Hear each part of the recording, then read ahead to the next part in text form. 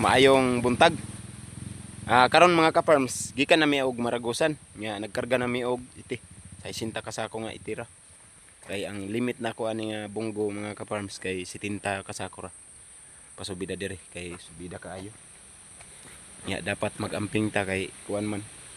Kita ra man gihapoy mag-antos kung makinaon sang sakyanan. So mo na ni siya. Wala lang ko ka-video dito mga ka-farms sa Maragusan kay sobrang dinalian. Kalimot ko. So karon mga ka-farms kini nga iti. Karga na pud nako ni diri sa motor. Nya kini nga motor mga ka-farms gikuyog ko nig Maragusan karon kay nagupok ang bearing sa liog. Diri. Nya naputol pud ni. Kini oh. Di pa welding nako. No. Naputol diha.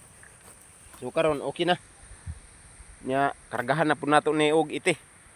Tagpulo lang kasako kada kargada kay para kaya ra. So salamat mga ka-farms, maayong udto ug salamat sa inyong suporta mga ka-farms.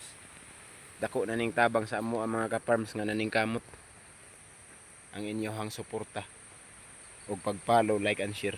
So thank you, God bless you all.